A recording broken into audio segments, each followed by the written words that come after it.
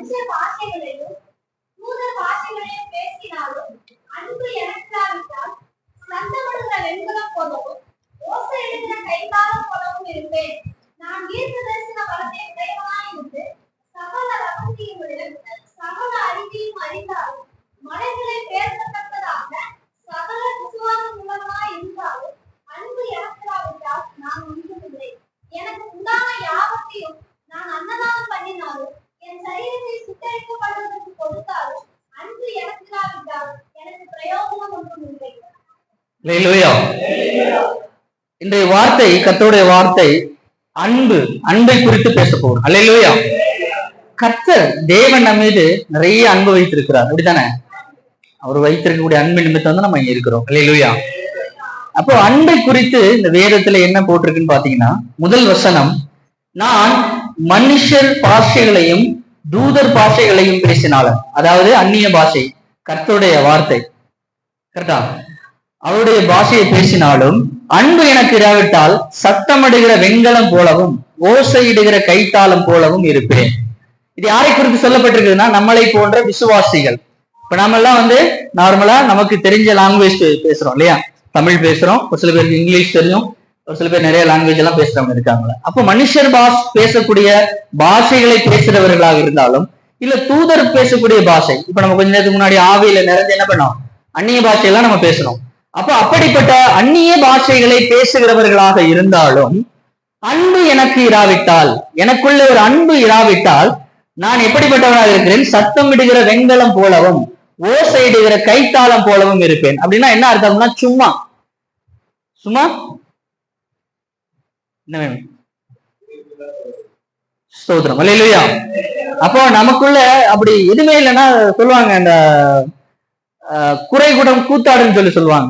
உள்ள வந்து தண்ணி ஃபுல்லா நிரம்பிருச்சுன்னா அலம்பாம போகும், இல்ல கம்மியா இருந்துச்சுன்னா என்ன ஆகும், கடகட நாடு. அது மாதிரி நமக்குள்ள உண்மையான அன்பு நேசம் இல்லாவிட்டால், கர்த்தருடைய நேசம் நமக்குள்ள இல்லாவிட்டால் நாம் அப்படிப்பட்ட ஓசையிடக்கூடிய கைத்தாளம் போலவும் சத்தம் இடுகிற வெண்கலம் போலவும் இருப்போம். அல்லேலூயா.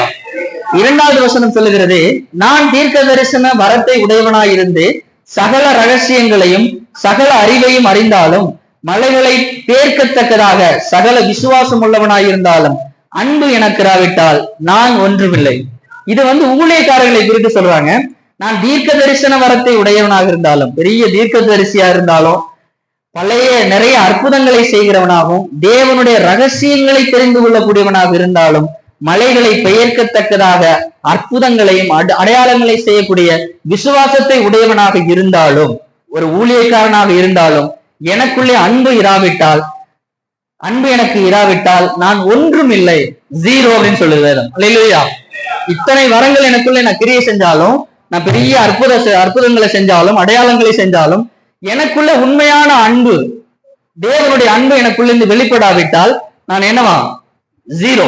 மூன்றாவதாக சொல்லுது, எனக்கு உண்டான யாவற்றையும் நான் அன்னதானம் பண்ணினாலும் என் சரீரத்தை சுட்டரிக்கப்படுவதற்காக கொடுத்தாலும் அன்பு எனக்கு இராவிட்டால் எனக்கு பிரயோஜனம் ஒன்றும் இல்லை. அப்ப நான் நிறைய வந்து இப்ப நிறைய தான தர்மம்லாம் செய்வாங்க, கண்டுங்களா? இதுக்காக புண்ணியத்தை தேடுறேன்னு சொல்லிட்டு என்ன பண்ணுவாங்க, நிறைய தான தர்மங்கள்லாம் செய்வாங்க. அப்படி இயேசு கிறிஸ்து கூட ஒரு இடத்துல சொல்றாரு, ஒரு கொல்கத்தா மலைக்கு போயிட்டு இருப்பாரு, ஒரு வாலிபன் வந்து அங்க இருந்து கேட்பான், நான் வந்து பரலோக ராஜ்யத்தை, அதாவது நித்திய ஜீவனை அடைவதற்கு நான் என்ன செய்ய வேண்டும் அப்படின்னு கேட்போம். அப்போ கர்த்தர் சொல்வார், நீ வந்து நியாயப்பிரமாணத்தை ப்ராப்பரா வந்து நீ கடைபிடிக்கிறவனாக இருந்தால் நித்திய ஜீவனை அடைந்து கொள்ளலாம். அப்ப அவன் சொல்லுவான், இல்ல நான் வந்து பாரம்பரிய கிறிஸ்தவன், எனக்கு சிறு பிள்ளையிலேருந்து நான் என்ன பண்றேன், அந்த வேதத்தை ப்ராப்பரா வந்து நான் படிச்சு அதன்படிதான் நடக்கிறேன், அந்த நியாயப்பிரமாணத்தை நான் சரியாக அதை கடைபிடிக்கிறவனாக இருக்கிறேன், நான் நித்திய ஜீவனை அடைய முடியுமா அப்படின்னு கேட்கிறான். அப்படி அப்படின்னா உனக்குள்ள இருக்க யாவற்றையும், அதாவது உனக்குள்ள இருக்கக்கூடிய சொத்துக்கள், உனக்குள்ள இருக்கக்கூடிய எல்லா விதமான சொத்தையும் வித்து தரித்திரக்கு கொடு அப்படின்னு சொல்லி அவர் சொல்லுவார். அப்போ அவன் எப்படி போவான், துக்க முகத்தோடு. ஏன் அப்படின்னா அவனுக்கு நிறைய ஆஸ்திகள் இருக்கும், நிறைய சொத்துக்கள் இருக்கும். அப்ப அதனால அவன் என்ன பண்ண, அவனுக்கு வந்து அதை விற்று மற்றவர்களுக்கு கொடுப்பதற்கு அவனுக்கு மனசுல இடம் இல்லை. சோ அதனால வந்து ரொம்ப ஃபீல் பண்ணிக்கிட்டு ரொம்ப கஷ்டப்பட்டு அவன் திரும்பி போயிடுவான். அல்லேலூயா. அப்ப இயேசு கிறிஸ்து அந்த இடத்துல சொல்லுவாரு, உன்னுடைய விற்ற யாவற்றையும் நீ விற்று தரித்திரத்துக்கு கொடுத்தால் நீ என்ன எங்க போயிடலாம், பரலோக ராஜ்யத்திற்கு போயிடுவ அப்படின்னு சொல்லி கிறிஸ்து அந்த சொல்றாரு. ஆனால் பவுல் இங்க எழுதுறாரு, அப்படி நீ உனக்குள்ள யாவற்றையும் அன்னதானம் பண்ணினாலும் என் சரீரத்தை சுத்தரிப்பதற்கு கொடுத்தாலும் அன்பு எனக்கு இராவிட்டால் அதனால ஒரு பிரயோஜனம் இல்லை. நீ அப்படி உன் கையில இருக்கக்கூடிய எல்லா சொத்தையும் வித்து மக்களுக்கு அன்னதானமா போட்டா கூட உனக்கு உண்மையான அன்பு, தேவ அன்பு உனக்குள்ளே இராவிட்டால் அதனால ஒரு பிரயோஜனம் இல்லை என்று சொல்லுகிறார். இல்லையா? இயேசு கிறிஸ்து சொன்ன ஸ்டேட்மெண்ட்டுக்கு அடுத்த ஸ்டேட்மெண்ட் அவர் கொடுக்கிறார். அப்போ அன்பை பற்றி ரொம்ப ஸ்ட்ராங்காக இந்த வேதம் சொல்லுகிறது, அன்பு நமக்குள்ள இருக்க வேண்டும் என்று.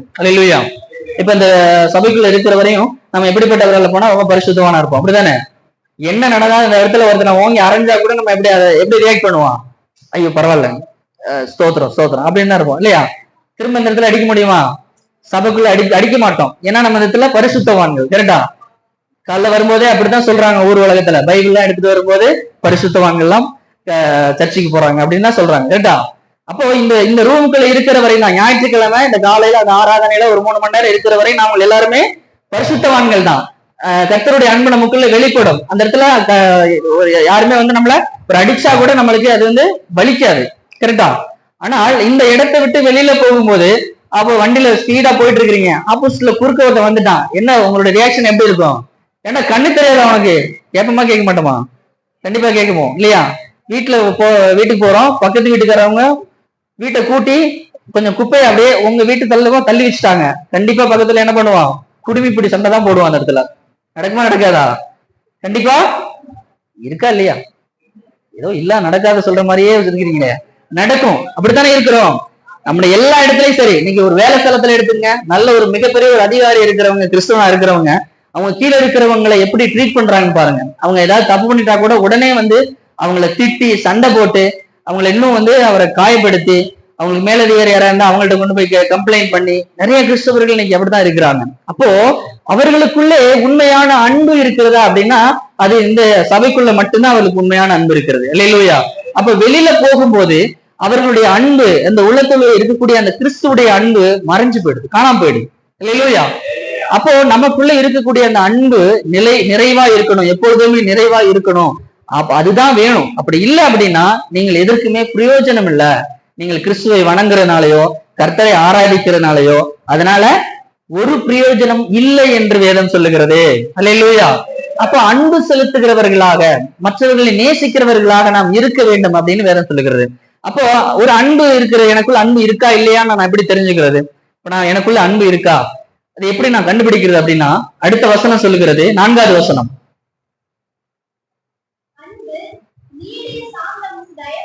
நீடிய சாந்தமும் தயவும் உள்ளது. எப்படி உள்ளதா? நீடிய சாந்தம்னா என்ன? நீடிய சாந்தம்னா என்ன? ரொம்ப அமைதியா இருக்கிறது. என்னது? இடியே விழுந்தாலும் அமைதியா இருக்கிற பேர் தான் நீடிய சாந்தம். அடுத்து நீடிய சாந்தமும் தயவு உள்ளது. தயவு அப்படின்னா மற்றவங்களுக்காக தயவு பண்றது, மற்றவங்களுக்காக இறங்குகிறது, இரக்கம் பாராட்டுறது. இது எல்லாமே வீட்டுல நம்ம இதெல்லாம் பார்க்க முடியுமா? வீட்டுல இந்த நீடிய சாந்தம் நமக்குள்ள வருமா? ஒரு ஹஸ்பண்ட் அண்ட் ஒய்ஃபுக்கு சண்டை வந்துச்சுனாவே தெரியும் நம்முடைய சாந்தம் எல்லாம் எங்க போகணும். கரெக்டா? ஆட்டோமேட்டிக்கா ஆளுக்கு ஒரு இவங்க ஒன்ன கையில தூக்கி வச்சிருப்பாரு, அவரு ஒன்ன கையில தூக்கி வச்சிருப்பாரு. அப்ப நம்முடைய நீடிய சாந்தம் அந்த இடத்துல காணாம போயிடுது. இல்லையா? அப்ப நமக்கு மற்றவர்களுக்கு மேல தயவை நம்ம பாராட்டுறோமா? நம்ம பிள்ளைகள் மீது யாராவது ஒரு நம்மளை நம்ம ஏதாவது தப்பு பண்ணிட்டாங்க, பிள்ளைகளே தப்பு பண்ணிட்டாலும் உடனே பொசுக்குன்னு பக்கத்துல இருந்து ஏதாவது எடுத்து ஒரு அடி அடிச்சாதான் நமக்கு மனசுக்கு ஆறும். அப்படித்தானே? பிள்ளைகள் சத்தம் ஏதாவது தப்பு பண்ணிட்டா உடனே அந்த பிள்ளைகளை அடிச்சுதான் திருத்தணும். அது அந்த பிள்ளைகள் மீது நமக்கு ஒரு தயவு வருவதில்லை. அல்லது கரெக்டுங்களா?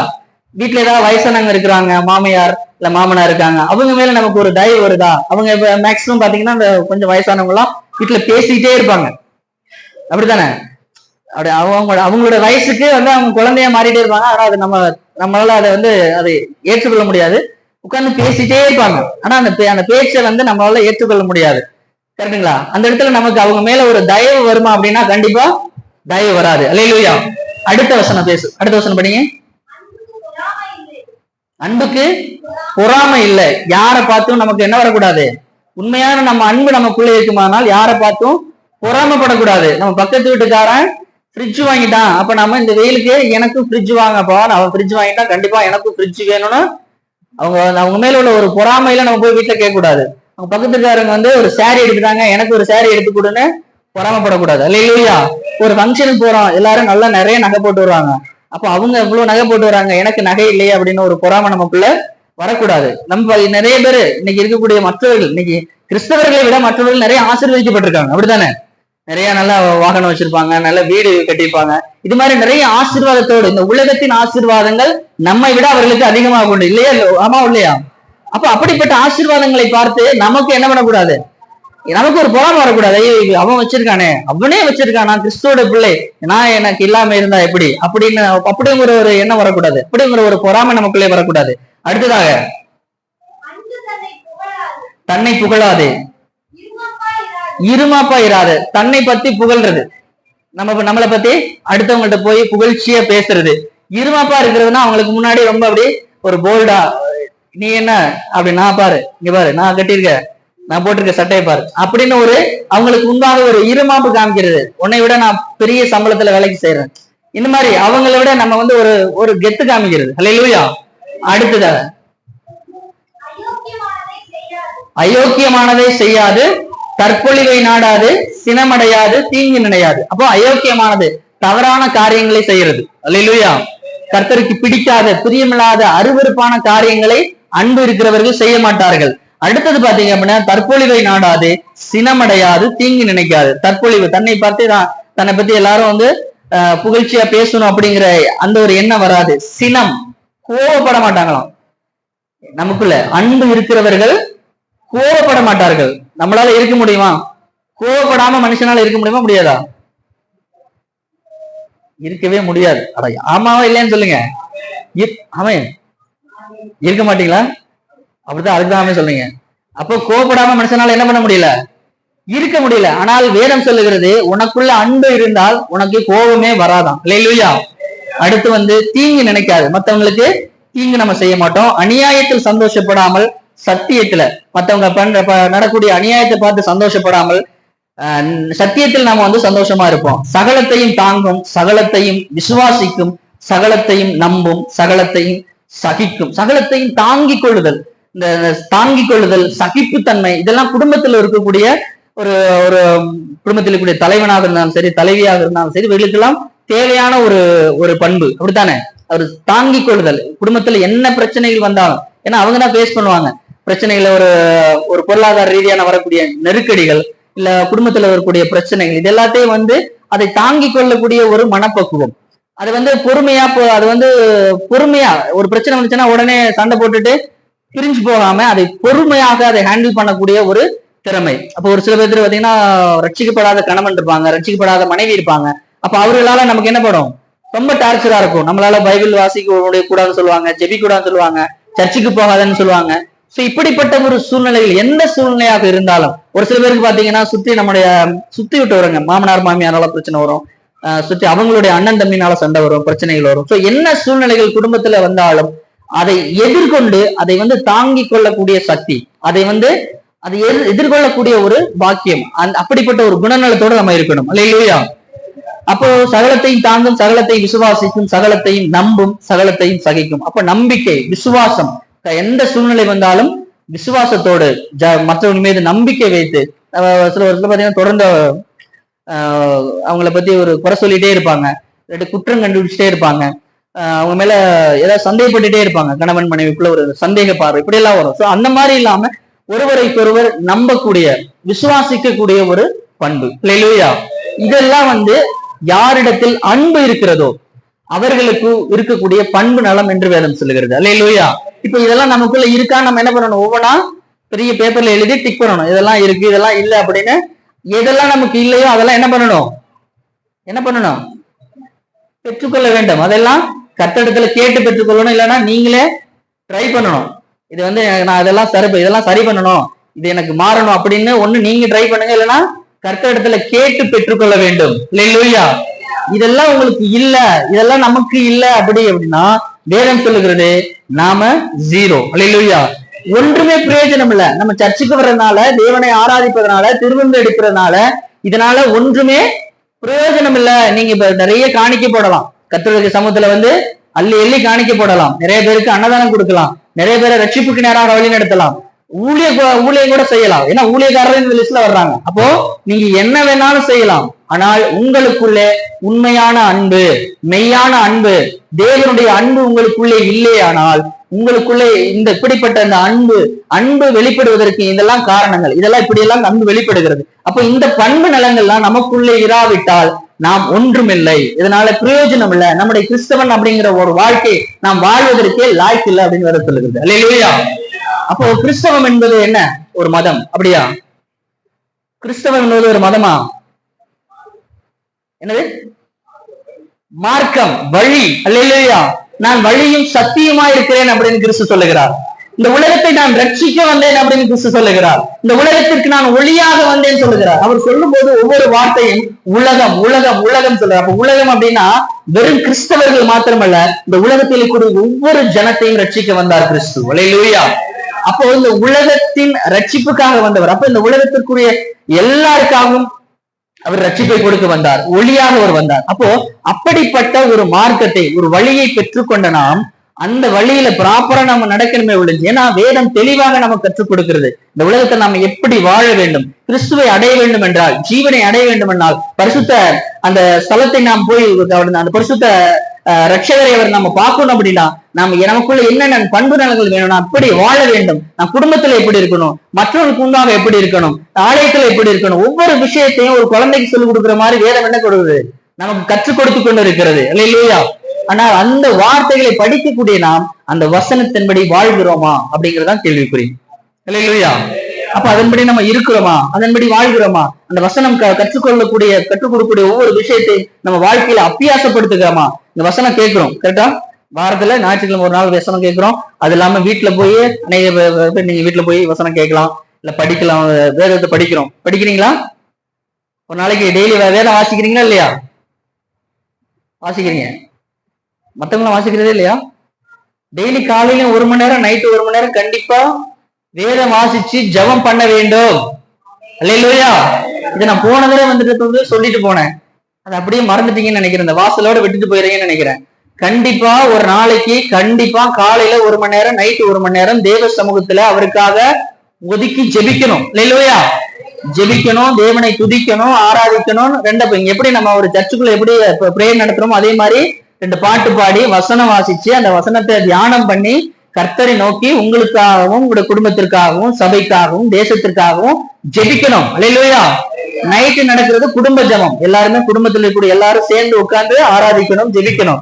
காலையில பண்றது நீங்க தனி ஜெபமாக பண்ணலாம், ஒவ்வொருத்தரும் தனித்தனியா உட்கார்ந்து கர்த்தரை நோக்கி உங்களுடைய விண்ணப்பங்களை நீங்க செய்யலாம். அல்லேலூயா. இது கண்டிப்பா ஒரு மனுஷனுடைய வாழ்க்கையில ஜெபம் என்பது உயிரோட்டம். புரியுதா புரியலைங்களா? நம்ம உயிரோட இருக்கிறோம், கர்த்தருக்கு நமக்கு இருக்கக்கூடிய அந்த உறவு அது நிலைத்திருக்கிறது, அந்த உயிரோட இருக்கிறது என்பதற்கு அடையாளமே அந்த ஜெபம் தான். புரியுதுங்களா? அப்ப காலையில நைட்டு என்ன பண்ணணும்? டெய்லி ஜெபம் பண்ணணும். மறந்துடாதீங்க. மறந்துடாம டைரியில கூட எழுதி வச்சுட்டு போங்க, இல்லாட்டி டைரி கொண்டு வராதவங்க பைபிள்னா எழுதிட்டு போங்க. கண்டிப்பா என்ன பண்ணணும்? வாரத்துல ஒரு நாளைக்கு பைபிள் எடுக்கிறவர்களாக இருந்தீங்க அப்படின்னா ஆவிக்குரிய வாழ்க்கையில நீங்க இன்னும் பலப்படவில்லை என்று அர்த்தம். அல்லேலூயா. உங்களை பலப்படணும், நீங்க ஆவியில பலனடையணும், கர்த்தரோடு நெருங்கணும் அப்படின்னா டெய்லி என்ன பண்ணணும்? குறைஞ்சது 2.5 மணி நேரம் தசம பாகம் மாதிரி ஒரு நாளைக்கு 24 மணி நேரத்துல 10% வச்சா கூட 2.5 மணி நேரம் ஒரு நாளைக்கு ஜெபிக்கிறவர்களாக நீங்கள் இருக்க வேண்டும். ஓகேவா? தசம பாகங்கிறது பழைய காலத்துல, ஆனா நியாய பிரமாண காலத்துல. இப்ப கிருபை பிரமாணம். கிருபை பிரமாணங்கிறது 24 hours உங்களுடைய இருதயம், உங்களுடைய ஆத்மா தேவனை நோக்கி துதித்து கொண்டே இருக்க வேண்டும். நீங்க வேலை செய்யறவர்களா இருந்தா வேலை செய்யலாம், என்ன வேணாலும் செஞ்சுட்டு இருக்கலாம். ஆனா உங்களுடைய இருதயத்துல ஒரு துதி, உங்களுடைய இருதயத்துல கர்த்தரை நோக்கி உங்களுடைய சிந்தனையில ஒரு துதி, ஒரு ஆராதனை. காலையில நீங்க பைபிளே வாசிக்கலையே, எப்படி உங்களுக்கு அதெல்லாம் வரும்? பைபிள் வாசிச்சிருந்தீங்கன்னா அந்த ஏதாவது ஒரு வசனம் வாசிச்சிருப்பீங்க, அந்த வசனம் அந்த நாள் முழுவதும் உங்க மனசுல ஓடிட்டே இருக்கணும். காலையில ஒரு பாட்டு பாடிருப்பீங்க, அந்த பாட்டு அந்த நாள் முழுவதும் உங்களுடைய மனசுல ஓடிட்டே இருக்கணும். அல்லேலூயா. இதுதான் கிறிஸ்தவ வாழ்க்கை.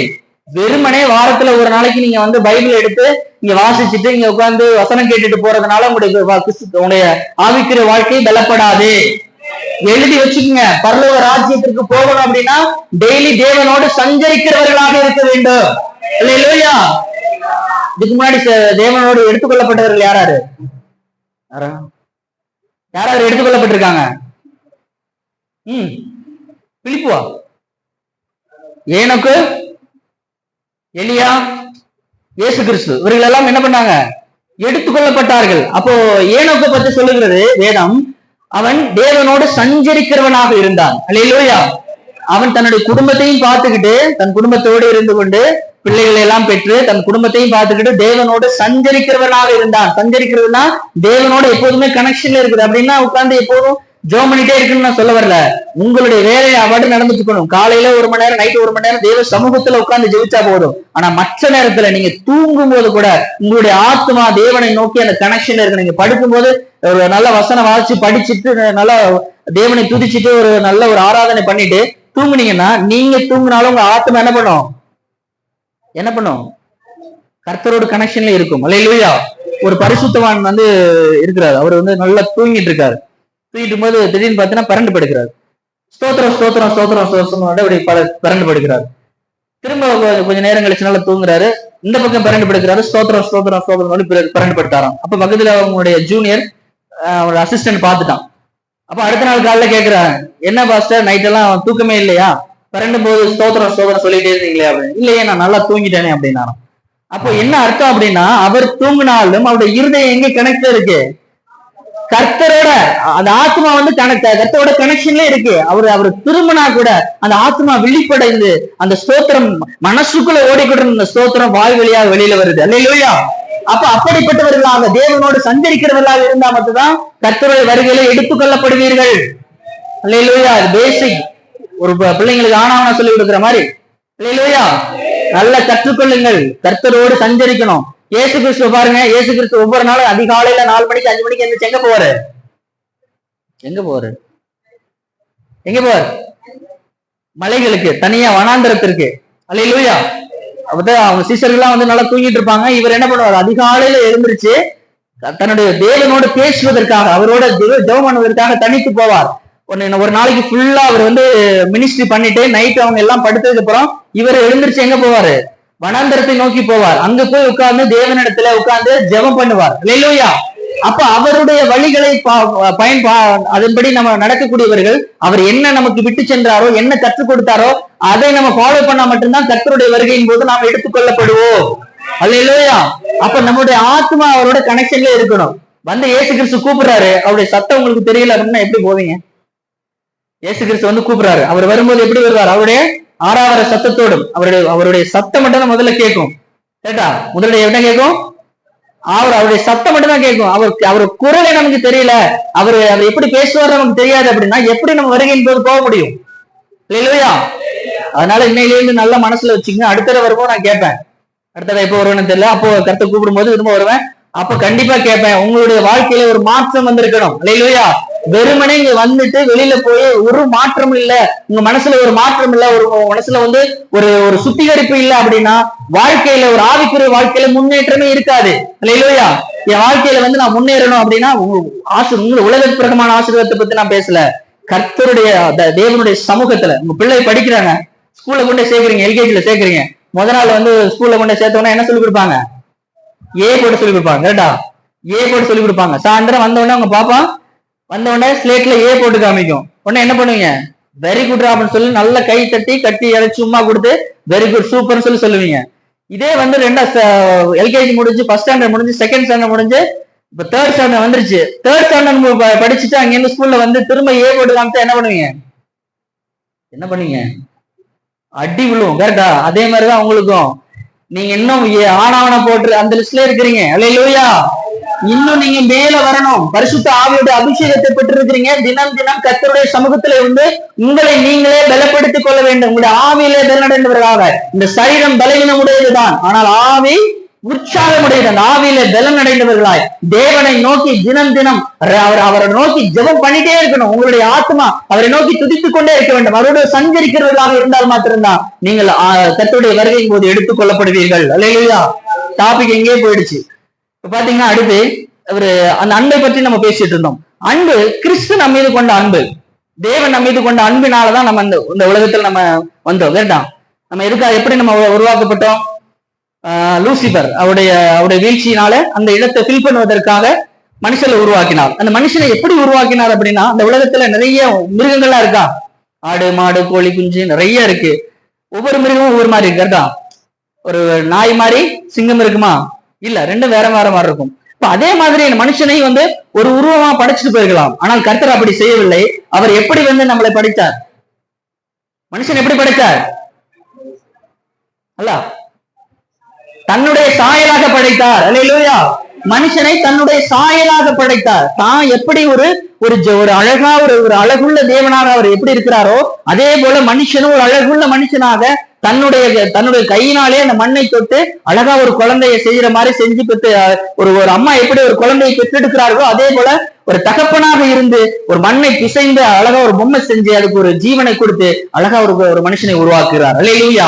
அது தன்னுடைய சாயலாக. அப்போ மனுஷன் மீது கொண்ட அன்பின் நிமித்தம் நம் மீது கொண்ட அன்பின் நிமித்தம் அவர் தன்னுடைய சாயலாக நம்மளை மனுஷனை படைத்தார். அல்லேலூயா.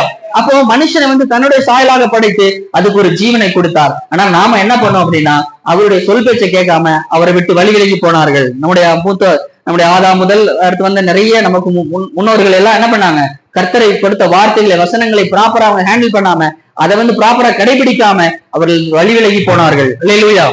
அப்போ அவர்கள் பாவம் செய்தான். மனுஷன் பாவம் செய்ய ஆரம்பிச்சோடனே அவரால் என்ன பண்ண முடியல, மனுஷனை அழிக்க முடியல. ஏன்னா பாவம் செஞ்ச மனுஷன் ஆட்டோமேட்டிக்கா எங்கதான் போவான்?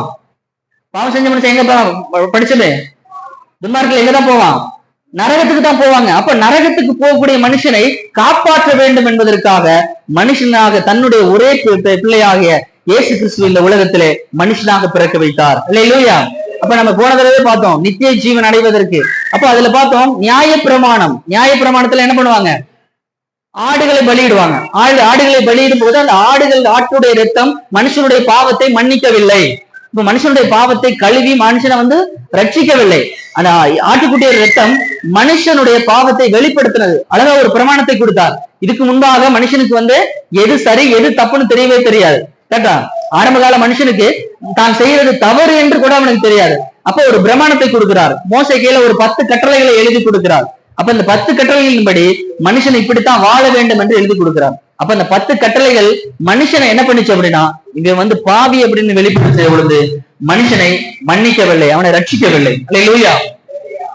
அப்போ தேவன் தன்னுடைய பிள்ளைகள் இப்படியெல்லாம் அழிஞ்சு போயக்கூடாது, இவன் அந்த ஆத்மா மரணத்துக்கு நேராக அழிவுக்கு நேராக அக்கினி கடலிலே போய்விடக்கூடாது என்பதற்காக இந்த மனுஷனை தான் உண்டாக்கின அந்த மனுஷனை ரட்சிப்பதற்காக விடுதலையாக்குவதற்காக தன்னுடைய ஒரே பேரான குமாரனை இந்த பூமியிலே அவர் பலியாக கொடுத்தார். அல்லேலூயா.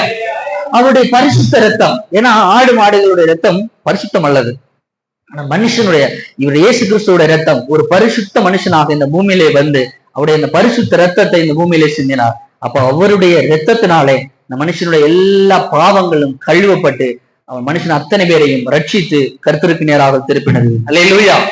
நாம கூட அவருடைய பரிசுத்த ரத்தத்தினால என்ன பண்ணப்பட்டிருக்கோம், கழுவப்பட்டிருக்கோம். அவருடைய பாவத்தினாலே கழுவப்பட்டு ரட்சிக்கப்பட்டு இந்த சபையில நாம் சேர்க்கப்பட்டிருக்கிறோம். அல்லேலூயா.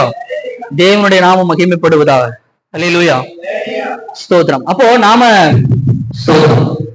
அப்போ அவருடைய பரிசுத்த ரத்தத்தினாலே நாம கழுவப்பட்டிருக்கோம் அப்படின்னா அவர் நம்மீது வைக்கக்கூடிய அன்பு நிமித்தம் தான் அப்படி போயிட்டு செய்தார் இல்லையா? இப்ப நம்ம பிள்ளைய நம்முடைய குழந்தைய ஏதாவது நம்ம அந்த மாதிரி பலியா கொடுப்போமா? நம்ம பிள்ளைகளுக்கு கொடுக்க மாட்டோம். ஏன்னா ஆனால் தேவன் தன்னுடைய ஒரே பேரான குமாரனை அவர் இயேசு கிறிஸ்து அன்னைக்கு எவ்வளவு பாடுகளை அனுபவிச்சார்னு யோசிச்சு பாருங்க. அவன் ஒரு சிறு பிள்ளை போல கண்ணை கட்டி தலையில குட்டுறான். யாரு உன்னை குட்டது யாருன்னு கண்டுபிடி, நீ தேவனுடைய குமாரனையானால் உன்னை குட்டது யாருன்னு கண்டுபிடி அப்படிங்கிறான். காரி மூஞ்சில துப்புறான். அவருடைய கிட்டத்தட்ட 40 அடி, 1 குறைய 40 கசையடி பிறகு அவருடைய சதையெல்லாம் பிச்சு வெளியில வர்ற அளவுக்கு அடி. இல்லையா? அவருடைய தலையில பத்தினா பெரிய ஒரு முள்முடியை சுமத்துறாங்க.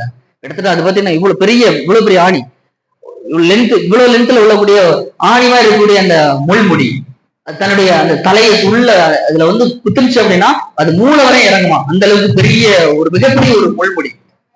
இப்படிப்பட்ட ஒரு வேதனை அந்த சிலுவை மரத்துல தன்னுடைய கைகளிலும் கால்களிலும் ஆணி அடிக்கப்பட்டு அந்த ரத்தம் சொட்ட அந்த ரத்தம் ஃபுல்லா கீழே வெளியேறும் போதுதான் அந்த மனுஷனுடைய உயிர் தெரியுமா? அல்லேலூயா. அப்படி தன்னுடைய ஒவ்வொரு கடைசி சொட்டு ரத்தம் வரையும் இந்த பூமியிலே நமக்காக சிந்தி இருக்கிறார். எதுக்காக சிந்தினார்? நம்மீது கொண்ட அன்பை நிமித்தம். அல்லேலூயா. ஏன்னா தேவன் நம்மளை அவ்வளவு நேசிக்கிறார். கர்த்தர் நம்மளை அவ்வளவு நேசிக்கிறார். நம்மீது கொண்ட அன்பின் நிமித்தம் நாம நம்முடைய ஆத்மா ரட்சிப்புக்கு நேராக வரணும். இந்த ஜனங்கள் பாவத்துக்கு பிடியில போயிடக்கூடாது, பிசாசன் அடிமைத்தனத்தில் போயிடக்கூடாது, இந்த ஆத்மா அழிந்து போய்விடக்கூடாது என்பதற்காக நம்முடைய மனுஷன் மீது கொண்ட அந்த அன்பின் நிமித்தம் நம்மளை ரட்சித்தார். தன்னுடைய ஒரே பேரான பிள்ளையை ஒரு பலியாக இந்த உலகத்திலே கொடுத்தார். அல்லேலூயா. அப்ப அந்த அளவுக்கு தேவன் நம்மளை நேசிக்கிறார், நம்ம இதை அன்பு வைத்திருக்கிறார். அப்படித்தானே? நேசிக்கிறாரா இல்லையா? அவருடைய அன்பு நிமித்தம் தான் இன்னைக்கு நம்ம சபையிலேயே வந்து உட்கார்ந்து இருக்கோம். கரெக்டா? அப்ப அந்த அவருடைய அன்பை ருசித்த நாம் அவருக்காக மீண்டும் நம்ம என்ன செய்யறோம்?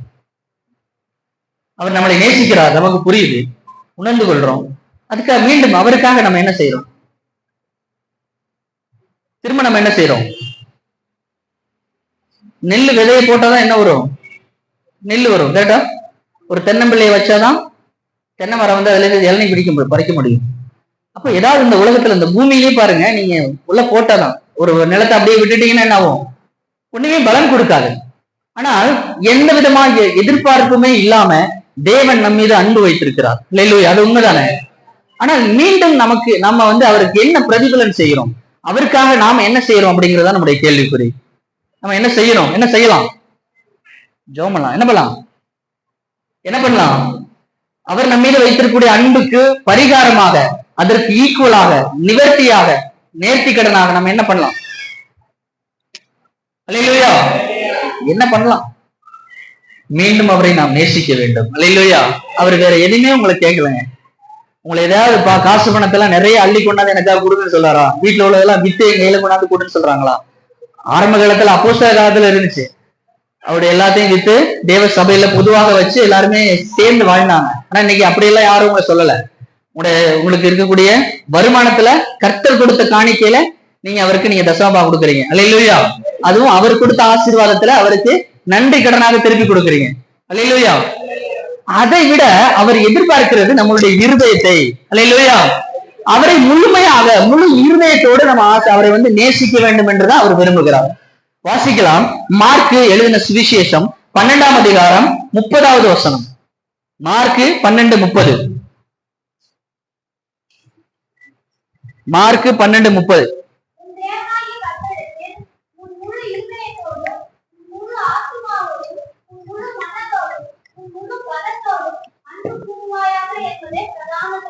முப்பத்தி ஒண்ணு.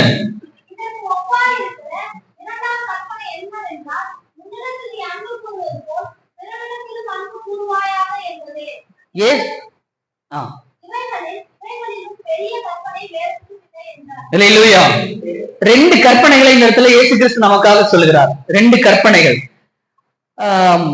மோசே காலத்துல அவருக்கு 10 கட்டளைகள் கொடுக்கப்பட்டிருக்குது. எத்தனை கட்டளை? 10 கட்டளை. மோசே வந்து என்ன பண்றாரு? சீனாய் மலை மேல ஏறி ஒரு பெரிய கற்பலகையில ஒரு 10 கட்டளைகளை எழுதி கொடுக்கிறார் தேவன். அதை வாங்கிட்டு வர்றாரு. அது வந்து நியாயப்பிரமாணம். ஆனா கிருபை பிரமாண காலத்திலே இயேசு கிறிஸ்து 2 பிரமாணம், அந்த 10 கட்டளைகளையும் சுருக்கி 2 பிரமாணமாக கர்த்தர் கொடுக்கிறார். இயேசு கிறிஸ்து நமக்காக கொடுக்கிறார். முதல் பிரமாணம் 30வது வசனம். திரும்ப வாசிங்க.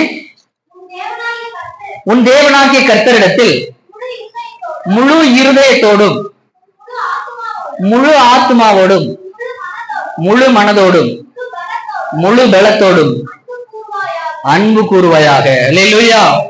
அவர் கேட்கிறது வேற ஒண்ணுமே உங்கள்கிட்ட கேட்கலங்க. ஒன்னே ஒண்ணு கேட்கிறார். ஒன்று, உன்னுடைய முழு இருதயத்தோடும் முழு ஆத்மாவோடும் முழு பலத்தோடும் தேவனிடத்தில் அன்பு கூறுவாயாக. தேவனிடத்தில் அன்பு கூறுவாயாக. நம்ம தேவனிடத்தில் எதுக்காக தான் போறோம்? தேவனிடத்தில் எதுக்காக தான் போறோம்? நம்முடைய பிரச்சனை எல்லாம் சொல்லி அவரை கஷ்டப்படுத்தி துக்கப்படுத்தி நாமளும் அழுது அவரும் அழ வச்சு அதுதானே போறோம். அல்லேலூயா. சிரிக்கிறாங்க. அப்படித்தான் இல்லையா? நம்மளுடைய நம்ம கஷ்டம் அவர்கிட்ட போனோம்னாவே அவரு நீங்க அழுறதுக்கு முன்னாடி அவர் அழ ஆரம்பிச்சிருவாரு. ஏதோ பெரிய லிஸ்டோட தான் வந்திருக்கான் அப்படின்ட்டு என்ன பண்ணுவாரு? நீங்க போறதுக்கு முன்னாடியே அவர் அழ ஆரம்பிச்சிருவாரு. ஏன் அப்படின்னா நமக்கு ஏதாவது ஒரு பிரச்சனை வந்தாதான் தேவனை தேடுறோம். ஆமென். அல்லேலூயா. நமக்கு ஒரு பிரச்சனை வந்தாதான் தேவனை தேடுறோம். நமக்கு ஒரு ஏதாவது தேவை வந்தாதான் தேவனையே தேடுறோம். அதற்காக அல்ல கிறிஸ்தவம். தேவன் அதற்காக நம்மளை அழைக்கவில்லை. அவர் அழைத்தது உன் முழு இருதயத்தோடும் முழு ஆத்மாவோடும் உன் முழு மனதோடும் உன் முழு பலத்தோடும் தேவனை அன்பு கூறுவாயாக. அல்லேலூயா. கர்த்தரிடத்துல நீ அன்பு கூறுவாயாக. வேற எதுக்குமே அவங்க அழைக்கல. நாம நினைக்கிற மாதிரி தேவன் அல்ல. அல்லேலூயா. அவருடைய நோக்கம் என் பிள்ளை என் கூட பாசமா இருக்கணும். அது மட்டும்தான். கிறிஸ்து நமக்கு என்ன சொந்தம்? நமக்கு என்ன முறை வருது? அப்பாவா? கிறிஸ்து இயேசு கிறிஸ்து நமக்கு என்ன சொந்தம்? அப்பா, அப்பாவா? வேற? சரி, புரியல. சொந்தம் என்ன சொந்தம் கேட்ட? நான் சொந்தக்காரர், அவர் வந்து நமக்கு சொந்தக்காரர். அவர் என்ன முறை, என்ன உறவு முறைன்னு கேட்டேன். இயேசு கிறிஸ்து நமக்கு என்ன உறவு முறை? அப்பாவா? தேவன் தான் நமக்கு மணவாட்டி சபை. அல்லேலூயா. 2 முறை அவருக்கு நமக்கு இருக்கு. ஒண்ணு வந்து அவர் நம்மளுடைய மணவாளர். அல்லேலூயா.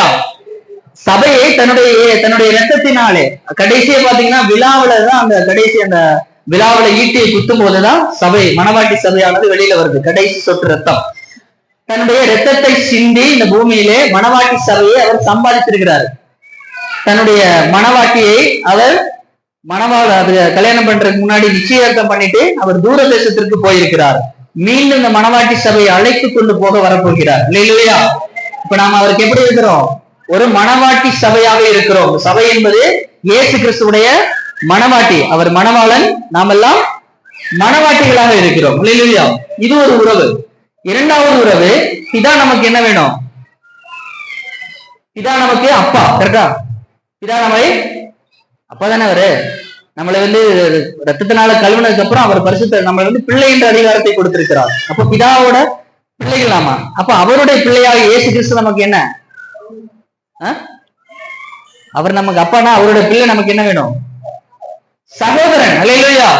அவர் நமக்கு மூத்த சகோதரன். இயேசு கிறிஸ்து நமக்கு மூத்த சகோதரனாக இருக்கிறார். அப்போ அவர் நமக்கு ஒரு மூத்த சகோதரனாக இருக்கிறார். ஒரு வழியில பாத்தீங்கன்னா அவரு நமக்கு மணவாளனாக இருக்கிறார். அல்லேலூயா. ஒரு மணவாளனையும் ஒரு மணவாட்டியும் கல்யாணம் பிக்ஸ் பண்ணிட்டாங்க, அதாவது நிச்சயதார்த்தம் பண்ணிட்டாங்க. ஒரு கல்யாணம் பண்றதுக்கு ஒரு வாரமோ 10 நாளோ ஒரு மாசம் இருக்கு. அப்ப அவங்க 2 பேருடைய இடையே இருக்கக்கூடிய அந்த கான்வர்சேஷன், உரையாடல்கள், அவருடைய பேச்சுவார்த்தை எல்லாம் எப்படி இருக்கும்? எப்படா பேசுவாங்க, எப்படா கால் பண்ணுவாங்க, எப்படா நம்மளோட பேசுவாங்க, எப்படா அவங்கள பார்ப்போம் அப்படிங்கிற ஒரு எதிர்பார்ப்பு அவங்களுக்கு இருக்கும். கரெக்டா? அல்லேலூயா. அதே போலதான் தூர தேசத்திற்கு போயிருக்கூடிய நம்முடைய மணவாளன் நம்மகிட்ட எதிர்பார்க்கிறது என்ன அப்படின்னா, நம்மளுடைய மணவாட்டியாக இந்த சபையில் இருக்கக்கூடிய, சபைன்னா கட்டடத்தை சொல்லல, சபையில் இருக்கக்கூடிய நாம எப்பெல்லாம் நம்மளுடைய தேவன் நம்முடைய இயேசு கிறிஸ்துவை தேடுவோம், அவரோட நம்ம எப்ப பேசுவோம், அவரை நம்ம எப்ப பார்க்கணுங்கிற ஒரு ஆர்வம் நமக்கு இருந்துகிட்டே இருக்கணும். அல்லேலூயா. அப்படிப்பட்ட ஒரு எண்ணம் நமக்குள்ள இருக்குதா? என் மணவாளனை பார்க்கணும், இப்ப வந்தாலும் நான் இயேசு கிறிஸ்துவோட நான் போவேன் அப்படின்னு யாரா இருக்கிறீங்களா? அல்லேலூயா. போறதுதான் ரெடியா இருக்கிறீங்க. அல்லேலூயா. எனக்கு தெரிஞ்ச ஒரு பாஸ் கிறிஸ்துவரை கூப்பிட்டுருக்காரு, இந்த மாதிரி உனக்கு டைம் முடிஞ்சிருச்சு, நான் கூப்பிடுறேன் எடுத்துக்கிறேன் அப்படின்னு சொல்லும் போது அவர் சொல்லியிருக்காரு, இல்ல எனக்கு இன்னும் பேரம்பேத்தி எல்லாம் பார்க்க வேண்டியிருக்கு, எனக்கு கொஞ்சம் டைம் கொடுங்க அப்படின்னு சொன்னாராம். அது பாத்தீங்கன்னா அதுக்கப்புறம் அவருக்கு நிறைய பிரச்சனைகள், சரீர பலவீனங்கள். ஏன்னா அவர் கூப்பிடும் போது என்ன பண்ணிடணும்? போயிடணும். அதுதான் நல்லது. அல்லேலூயா. கிறிஸ்து எப்ப கூப்பிடுவாருன்னு ரெடியா இருக்கணும். அல்லேலூயா. அப்போ அவர் நம்மளுடைய எதிர்பார்ப்பு எப்படி இருக்கும்னா, என் கர்த்தரை நோக்கி, என் பலவானாகிய கிறிஸ்துவை நான் எப்ப பார்ப்பேன், எப்ப பேசுவேன், அவர் கூட நான் எப்ப பேசுவேன், எப்ப எனக்கு டைம் கிடைக்கும். இப்ப நம்ம அந்த மணவாளன் கூட 10 பேர் கூட்டமா இருக்கும்போது பேசுறதை விட அதுக்கும் தனியா உட்காந்து பேசுறதுக்கு வித்தியாசம் இருக்கு. கரெக்ட்? அப்படித்தானே? அதே போலதான் கிறிஸ்துவோட நம்ம பேசக்கூடியது மேக்சிமம் எப்படி இருக்கணுமா? தனிமையில. காலையில ஆராது நமக்கு டெய்லி காலையில பிரேயர் பண்றது ஒரு தனி பிரசம். அதுதான் சொன்னேன், அது வந்து தனி பிரேயரா இருக்கணும். கர்த்தர் இடத்துல தனியா உட்காந்து நீங்க என்ன பேச பேச கர்த்தர் கேட்டுக்கொண்டே இருப்பார். அல்லேலூயா. நான் ஜெபிக்க ஜெபிக்க அவர் தலையசைப்பார், நான் ஜெபிக்க ஜெபிக்க அவர் தலையசைப்பார், நெருப்பாய் இறங்கிடுவார் என் தெய்வம், நெருப்பாய் இறங்கிடுவார். அல்லேலூயா. நம்ம ஜெபிக்க ஜெபிக்க அவர் தலையை அசைச்சிட்டே இருக்கணும். அல்லேலூயா. நீங்க போனா ஐயோ வர்றான்னு ஓடக்கூடாது.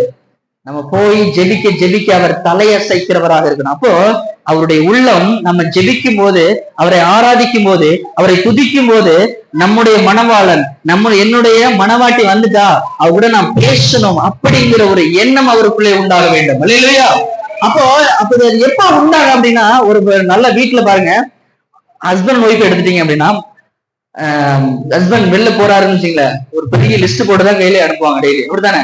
எனக்கு இது வேணும், அது வேணும், சாயந்தரம் வரும்போது பால் வாங்கிட்டு வா, பிஸ்கட் வாங்கிட்டு வா அப்படின்னு ஏதாவது லிஸ்ட் போட்டுதான் அனுப்புறது. சாயந்தரம் வரும்போது எடுத்தோம் அந்த கூடையை பாக்குறது, நம்ம காலில் போட்ட லிஸ்ட் எல்லாம் கரெக்டா இருக்கா இல்லையான்னு பாக்குறது. அப்போ ஒரு மணவாளன் வரும்போது அவரை பாசமா அவரை ரிசீவ் பண்ணாம தேவைகளுக்காக நமக்கு நம்ம சொன்னதெல்லாம் வாங்கிட்டு வந்துட்டானா இல்லையா அப்படின்னு பார்க்கக்கூடிய மனைவியை ரொம்ப ஒரு கணவனுக்கு பிடிக்குமா?